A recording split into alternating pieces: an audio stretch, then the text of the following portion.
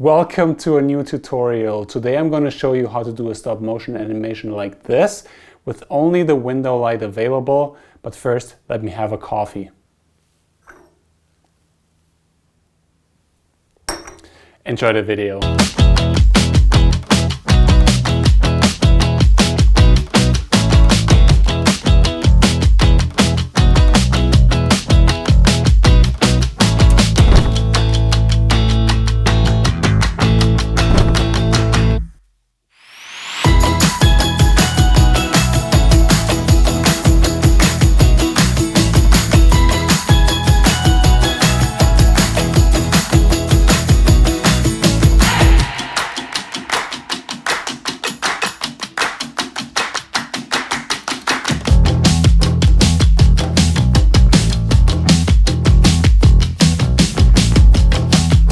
So today I challenged myself to shoot in my room without any lighting equipment, and we're gonna shoot these waffles here, and we're making a little fun commercial with this blue backdrop, and I guide you through it, and just let's get started and I show you how to do that.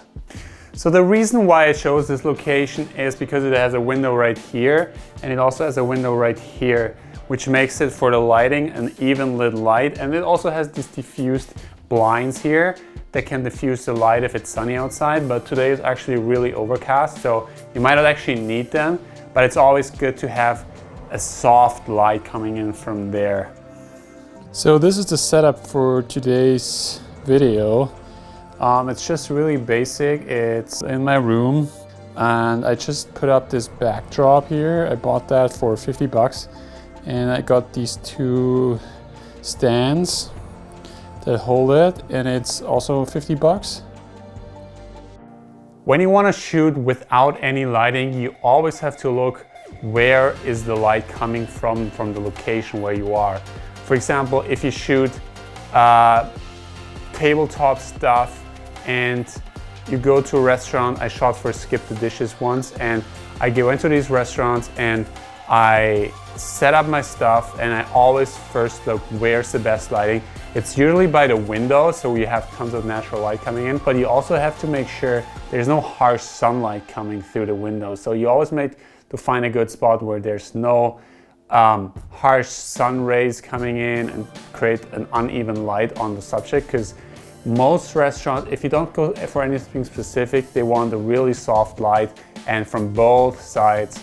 So what you can do is just look where the windows are and maybe get a diffuser. They're really cheap, like 50 bucks or even 30 bucks for a smaller one. And you can diffuse the light if the sun is hitting. Just diffuse the light that's coming in.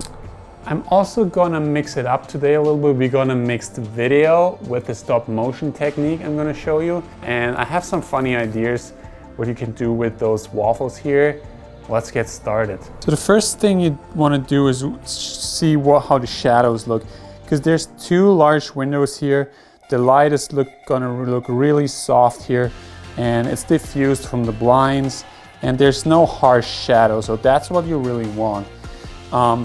If you don't have two windows, what you can do is you can put a reflector on the other side to fill in those shadows a little bit, but because we have two windows here, this is gonna look really good from the start. For the first shot, I'm always doing a hero shot of the thing. So you wanna make sure that the product is shown up really well. And I got these little cups here that look nice, cute with the thing. So I'm gonna place them, and then I'm gonna start with the hero shot. Usually I just leave the camera on a tripod and just place everything correctly, and then zoom in and post to give it a little more dynamic.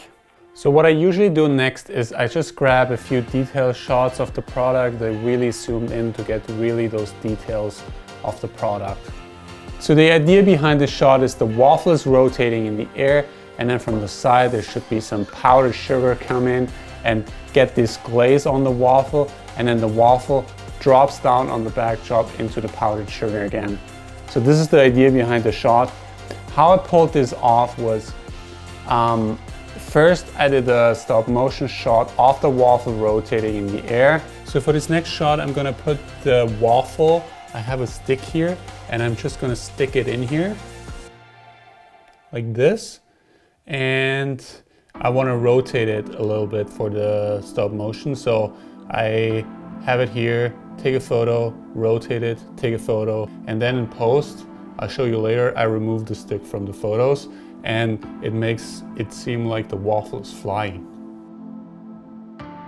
Then I had an assistant blow some sugar mixed with thin flour, because the sugar wasn't thin enough, blow it onto the waffle, and after, because the sugar didn't stick to the waffle, I had to really apply the sugar to the waffle to make it white, and then I did a stop motion shot after the sugar was applied and the waffle looked white. So the next shot was the waffle falling down onto the backdrop.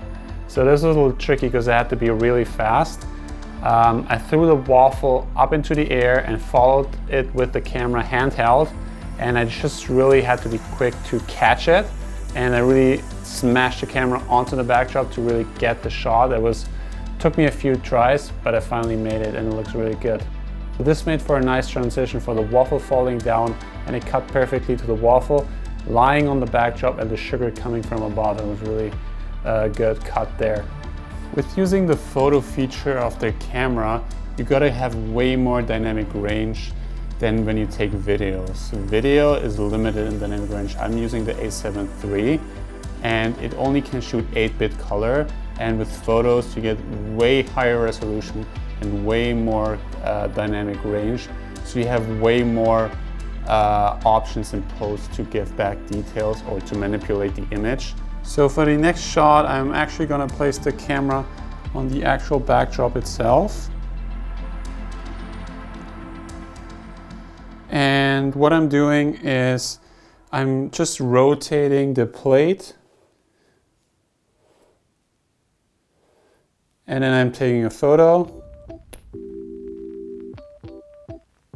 and then rotating the plate and taking a photo again. And I just want to make sure I have this little thing here, a little marker here, just make sure that it's always in the center, and then I'm just rotating it until I have enough, and then you can also loop it again in post.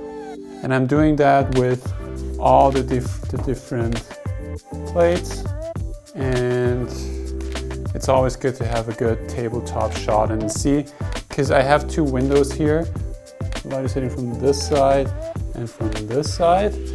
I get an evenly lit shot with not a lot of shadows. So for the second to last shot, I had the plates run through the image and from left to right and right to left. And what you can do here is really cool. So on the outside, you move the plates more in between images, and in the middle, you can move them just a little bit, and it creates this slow motion effect where the plate runs quick on the outside and then slows down in the middle of the frame and then runs out quick. Works really cool. So I guess you all wanted to know how I did the beginning shot with the stop motion on the table and me talking at the same time. It's actually pretty easy. So what you do is you record the time lapse or the stop motion. So what I did is I shot the time lapse. So at the end, when everything was kind of here, I took the stop motion and then I didn't move anything. And then I switched my camera to the video recorder and I recorded the video of me talking here, didn't move anything here. And then at the end, it's really important that you don't move the coffee cup or the item that you pick up. Everything should stay the same. The camera shouldn't move. And then you pick it up at the end and then drink it. Nothing moves from the end of your stop motion. And then you stitch it together in post, and I'm gonna show you that later. And also make sure you can have a clean cut somewhere that it's easy to cut through. So for example, if this would be moving, it will look weird. And it really gives this cool effect where there's a stop motion animation going on and you can also talk at the same time in the video. So for this next shot, I'm thinking about playing around with the height of the waffles a little bit. I'm just gonna place one waffle at the top, take a photo, have the camera just right here set up straight, and then just take away a waffle, take a photo, take away a waffle like this, and then it just is a nice little sequence where the height of the waffles change. I'm thinking it's a nice shot for the ending because it presents the waffles really well.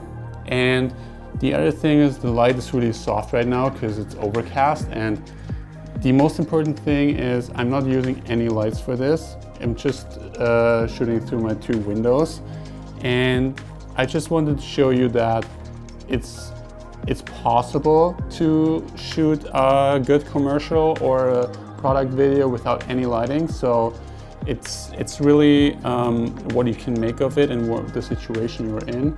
But obviously it's better, especially for stop motion, if you have a controlled environment where you can black out the windows and just use lights. So now we're on the computer, and to remove that stick here where I loaded up the photos in Lightroom, and there's 2 options. You can either do it with the brush function here in Lightroom, or what I prefer is I'm gonna load up the pictures in Photoshop. I just prefer the Photoshop stamp tool because it's just like, I feel like it's more accurate, and I'm just more used to using it, but you can use whatever you want. So you go here to the stamp tool and you just grab a sample here, and then you just like go over this and you really stamp it out. I mean, you probably know already this, but see, now the stick is gone, and you can just like do that for every picture, and then it seems like the waffle is flying in the air. It's pretty simple. So how you export those clips when you have them, so you mark them, and what I like to do, because Photoshop sometimes is a little weird with the sequence settings, so I just export them, and what I do is I chose this setting here, rename to, and a custom setting, and it tells me, it just counts up the numbers from 1, 2, 3, 4. So, because sometimes Photoshop messes it up with the numbers, even especially if you delete a picture. So I export them, use unique names because I already exported them, and then when you go into Premiere, you go to your project settings, then you go to import, then you find the folder your shots are in, then you go to the first picture, go to options down here, make sure your image sequence is ticked, and then you import them, and then it automatically loads up the image sequence here. Pretty cool. So now we're here in Premiere Pro, and we want to stitch the talking shot and the stop motion animation together in the same shot. So how we're going to do that is, so we have the stop motion imported in the project, and then we have the talking shot where I'm talking, and we want to lay them over top. So we want to lay the stop motion animation over top, and we go to the effects panel here, effects control, and we want to get the opacity effect. Then we click on the free draw Bezier, and now we want to find a good place where we can cut the image out. So I think this line here is pretty cool to cut. So I'm gonna just go right down here, and I'm just doing that not really accurate because I already did it. So just to want to show you, I think you get the idea. Just cut around here